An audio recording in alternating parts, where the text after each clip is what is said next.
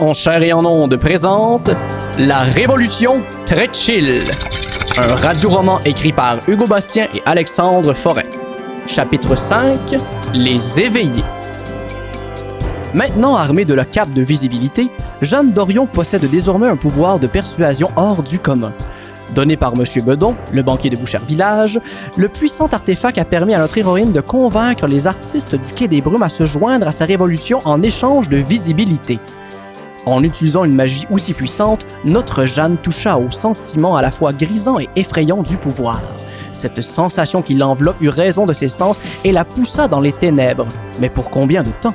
Non, le gros, pas Jeanne! Elle peut pas tomber dans le côté obscur! Hey, relax, bro! C'est sûr que ça va être chill! Voyons comment, pourquoi tu dis ça, là? Parce qu'on est rendu 2 jours plus tard, puis check, elle a l'air bien correct! Ah ben ouais. Hey, c'est ça la beauté des ellipses, gros. Ouais, man, il paraît que si tu regardes une ellipse directement dans les yeux, là, tu peux devenir aveugle. Oh shit! Et oui, comme nos deux nigauds l'ont si bien expliqué, 2 jours ont passé depuis l'évanouissement de Jeanne qui est de retour sur ses pattes. Nous la retrouvons maintenant au Quai des Brumes en plein camp d'entraînement pour la Révolution. Les fleurs dans mon cœur sont esquidou quand tu le veux. Saute dans ma nuit, faut changer la litière. La petite foule d'artistes applaudit Paul qui vient de terminer sa chanson. Puis, le chanteur jette un coup d'œil à Jeanne dans les coulisses qui lui fait un signe de la main. C'est le signal. Alors merci, vous êtes vraiment le meilleur public du monde. Puis c'est pour ça que je dois vous parler de quelque chose d'important pour moi. Je voulais vous parler des dragons. Puis c'est moi ou hein? En coulisses, Jeanne continue de l'encourager en lui faisant signe de poursuivre son discours. Me semble que les dragons là, c'est des pas fins. Puis Ils s'abusent du Bouchervillage! ils abusent de vous, cher village. Leur affaire là, de ruisseau d'argent, là, ça marche pas! De quoi ils peuvent? Le ruisseau, là, il faut l'inverser! Il faut le faire couler vers vous, pas vers eux! Hein? Fuck les dragons, puis le ruisseau!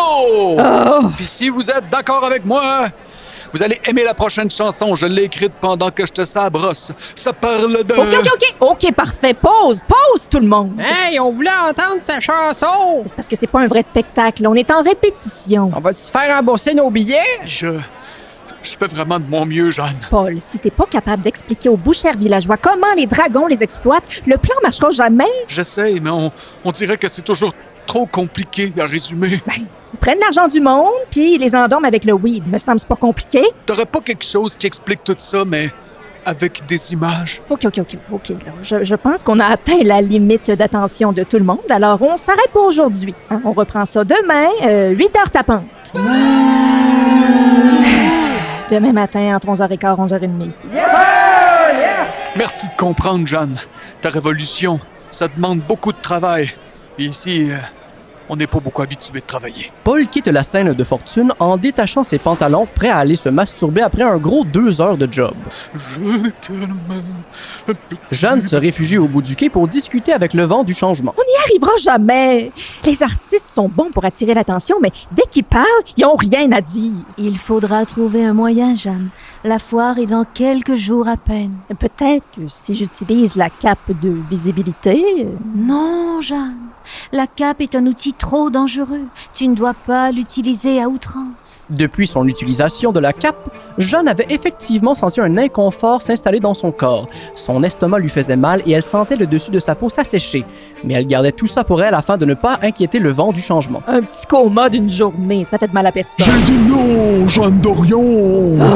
OK, mais là, on fait comment alors? Les solutions ne tombent pas du ciel quand même.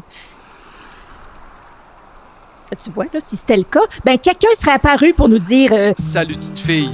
Il y a une solution à ton problème. En entendant cette voix, Jeanne se retourne et voit devant elle un homme avec les cheveux bouclés, le regard perdu dans l'horizon. Ce que tu cherches, petite fille, c'est pas au Quai des Brumes ni dans ton cœur que tu vas le trouver. C'est par là au-dessus des montagnes, dans la vallée des sentiments oubliés. En l'écoutant, Jeanne réalise que l'homme devant lui est un slammer.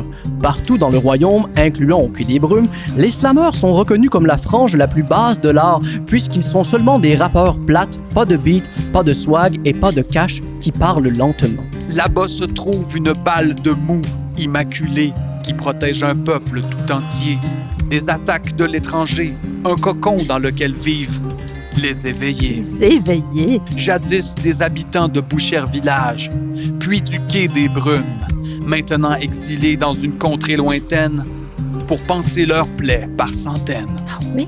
En quoi pourront-ils m'aider? Les éveillés ont un pouvoir, un supplice. Ils sont incapables d'ignorer l'injustice. Ils ne peuvent s'empêcher de les nommer. Pis ça va t'aider, petite fille. Wow! Malheureusement, ce pouvoir fait d'eux des êtres sensibles, alertes à l'imperceptible, tellement qu'ils ont dû s'exiler dans un espace sécuritaire, un monastère. Là-bas, ils souffrent, entre eux, une douleur si forte qu'ils ne peuvent se reposer. Voilà pourquoi on les appelle les éveillés. Les pauvres. Ils passent leur nuit entière à discuter de problèmes du monde, sans prendre de pause. Peut-être arriveront-ils à mettre les mots juste sur ta cause. Avec le pouvoir des éveillés et la capacité d'attirer l'attention des artistes, peut-être que les bouchers villageois comprendront enfin le message. Oh, merci tellement. Pardonnez-moi, je ne crois pas avoir saisi votre nom. Une mise en garde pour toi, Jeanne Dorion. Quand tu trouveras leur cocon, tu feras face à leur jugement sans pitié. Et jamais tu ne devras les contrarier. Si tu veux éviter la catastrophe, pèse tes mots. Aussi vrai que mon nom est David Boudreau. Jeanne quitte donc le quai des Brumes en direction de la vallée mentionnée par David Boudreau. Elle cherche son chemin dans la forêt pendant plusieurs heures, si bien que le soleil se couche lentement. Mais comment trouver la vallée? Tous ces arbres se ressemblent. Cherchant à tâtons, Jeanne s'aventure plus profondément dans les fourrages à travers les branches. Il fait de plus en plus noir, ce qui éveille un sentiment de peur chez notre héroïne. C'est à ce moment qu'elle sent la texture du sol changer sous ses pieds. Le plancher de la forêt n'est plus dur comme de la pierre. Il semble maintenant doux, confortable. Les pieds de Jeanne sont cajolés par ce tapis, lui apportant un sentiment de sécurité. Les sons autour d'elle se font aussi plus feutrés, moins agressants. Dans cette noirceur, une lueur se dessine au loin, guidant Jeanne au travers de l'obscurité. En portant attention, elle remarque que les branches des arbres sont soutenues par des tuteurs et des béquilles vraisemblablement installées par des humains. Les alentours devenant de plus en plus clairs, elle réalise que toute la forêt ici est enveloppée par une fibre blanche ressemblant à du coton ou une grosse toile d'araignée. En tâtant le matériel avec ses doigts, elle reconnaît cette texture. De la ouate.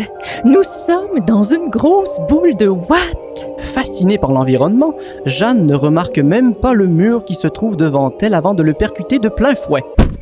Tirée de sa rêverie, elle prend un pied de recul puis regarde la paroi qui est en réalité une immense porte matelassée barrant le chemin sur laquelle on peut lire « Entrée à nos risques et périls ». Vent! On l'a trouvé! Le monastère des éveillés!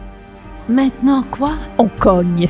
Alors que Jeanne s'apprête à cogner, une voix l'arrête dans son mouvement. Qui êtes-vous? Et comment osez-vous cogner sans nous demander la permission? Oh, pardonnez-moi. Mon nom est Jeanne Dorion. Puis-je cogner à votre porte? Oui.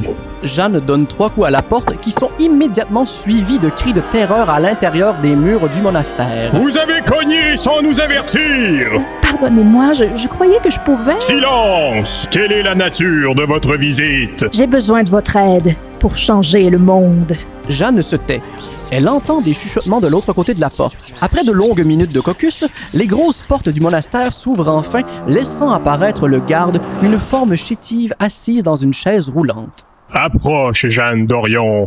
Pénètre dans le sanctuaire des éveillés, à condition d'amener adoration, partage et amour. Jeanne s'approche de la forme qui se précise. Elle découvre un corps frêle, rachitique, qu'un simple coup de vent pourrait pulvériser et une peau recouverte de cicatrices qui semble coller à ses os. Seuls les biceps du garde se démarquent timidement sous sa toge et le moindre mouvement provoque chez lui une douleur sourde impossible à ignorer. Merci de m'accueillir dans votre monastère. La personne devant elle ne dit rien. Elle se met plutôt à rouler lentement vers le centre du monastère où brûle un grand feu. En route, Jeanne prend le temps d'observer les alentours et remarque qu'elle est entourée de personnes issues de tous les horizons, eux aussi enveloppés dans une toge blanche, souffrant en silence. Arrivée à l'orée du feu, Jeanne et le garde sont bloqués par une foule d'éveillés qui entourent les flammes. Le garde s'arrête puis tend une feuille de papier à Jeanne. Si vous voulez obtenir une audience avec les graphistes suprêmes, il vous faut remplir ceci. Décrivez la raison de votre visite ainsi que les sujets sensibles que vous aborderez. Une fois le formulaire rempli, le garde reprend la feuille puis amène Jeanne près du feu avant de s'adresser à la foule. Jeanne Dorion réclame une audience avec les graphistes suprêmes afin de sauver le monde. Avertissement, la conversation abordera les concepts de révolution, de violence économique et de capitalisme sauvage trop pas cool. Celles qui se sentent confrontés peuvent quitter à l'instant. Un murmure parcourt l'assemblée et la moitié des éveillés quittent le feu apeurés. Jeanne Dorion, bienvenue dans notre humble monastère d'ouverture et de guérison. Nous sommes les graphistes suprêmes et les éveillés nous aiment. Merci de m'accueillir chez vous, cher graphiste suprême. Jeanne cherche des yeux son interlocuteur. Elle ne voit personne. Nous sommes ici, Jeanne, devant toi. Comment se fait-il que je ne vous vois pas? Nous n'avons pas de forme définie. Nous ne sommes ni hommes, ni femmes, ni entre les deux, tout en étant tout à la fois. Nous sommes petits, grands, gros, maigres, racisés et blancs, cis et tout le reste, homosexuels, hétérosexuels, bisexuels et tous les autres. Nous sommes oppressés tout en reconnaissant notre statut d'oppresseur. Nous sommes fluides, nous sommes l'intersection, le L, le Q, le plus. Mais avant tout, nous sommes les graphistes suprêmes et les éveillés nous adorent. Chaque fois que les éveillés réagissent aux propos des graphistes suprêmes, celles-ci semblent irradiées d'une pureté immaculée. Et en quoi êtes-vous graphiste? Nos identités multiples nous permettent de connaître toutes les oppressions du monde. Et c'est notre devoir de les partager visuellement au monde entier. C'est pourquoi nous avons créé ceci. Le garde agrippe un énorme catalogue qu'il tend à Jeanne. Celle-ci le prend et le feuillette rapidement. L'objet est curieux. Chacune des pages aborde un sujet en particulier dont l'information est résumée en 10 petits carrés montrant des pictogrammes simplistes. Parmi les sujets, on compte des trucs du genre 10 gestes quotidiens qui sont en fait des micro-agressions, 10 manières de supporter les artistes queer, ainsi que pourquoi ne pas aimer le rap fait de vous un raciste. Dans ce grimoire se trouvent toutes les émotions et savoirs que nous avons récoltés au cours de nos différentes vies. Le tout résumé en petites slides colorées avec des phrases courtes et punchées, afin que tout le monde puisse questionner ses privilèges. C'est un guide de savoir instantané. Nous l'appelons l'Instagrimoire. Et les éveillés le partagent. Wow! J'aurais jamais cru qu'il y avait autant de pronoms. En prononçant ces mots, Jeanne crée une onde de choc autour d'elle. Les éveillés se frottent les bras en douleur. Un d'entre eux s'effondre en criant, immédiatement aidé par ses collègues qui se blessent eux aussi en essayant de le relever. La chaîne de souffrance continue jusqu'à ce que toute l'audience se retrouve sur le sol, blessée par l'ignorance de notre héroïne. Comment osez-vous ignorer ces choses? Les éveillés se fâchent. Pardon, je m'excuse. Je ne voulais pas vous offenser. J'apprends, vous savez.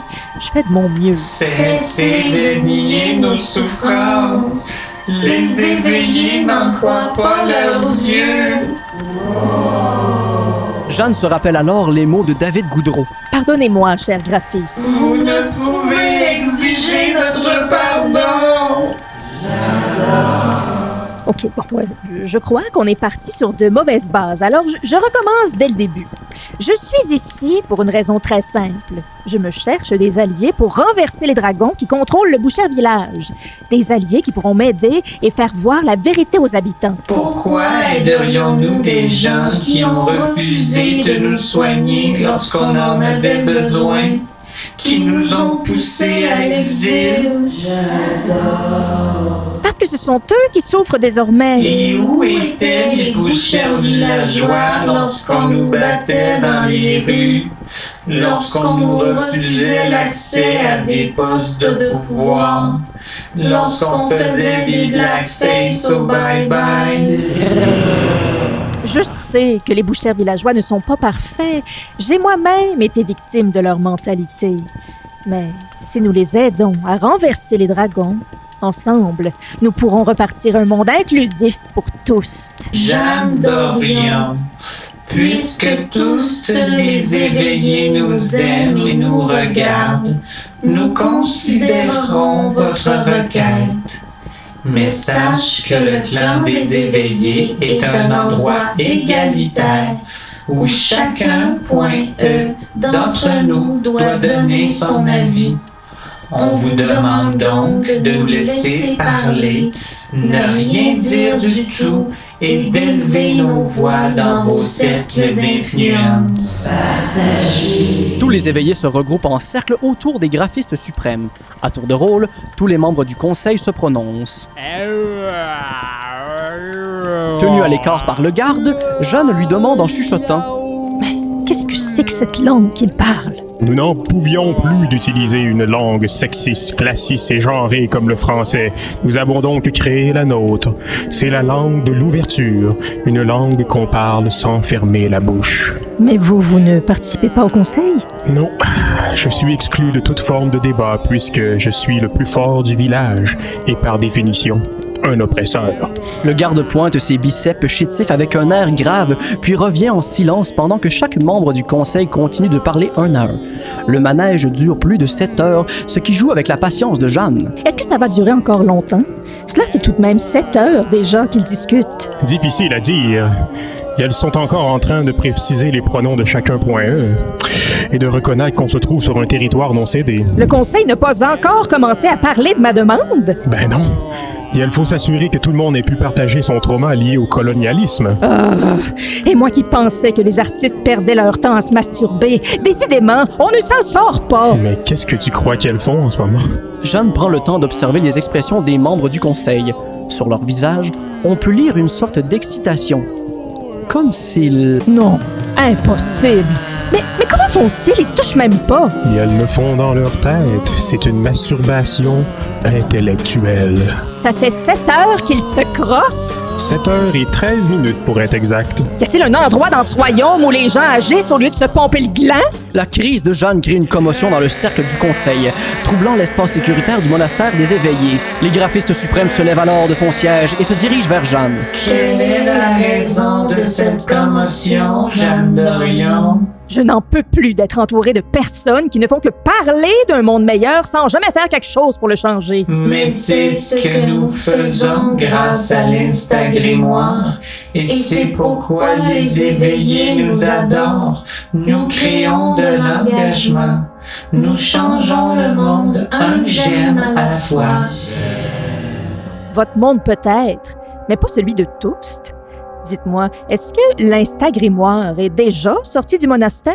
Eh bien, vous le gardez ici uniquement pour récolter l'amour des gens que vous avez convertis? Comment osez-vous dire que nous avons créé l'Instagrimoire uniquement pour recevoir l'amour des éveillés?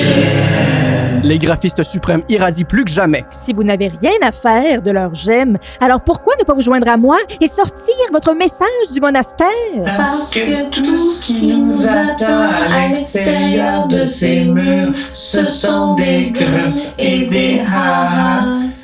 Ici, nous vivons de gemmes et d'eau fraîche. C'est tout ce qu'il nous faut.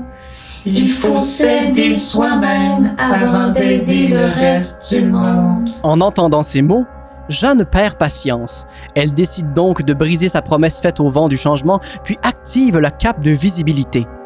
Déjà, elle sent la chaleur du pouvoir de la négociation s'emparer d'elle.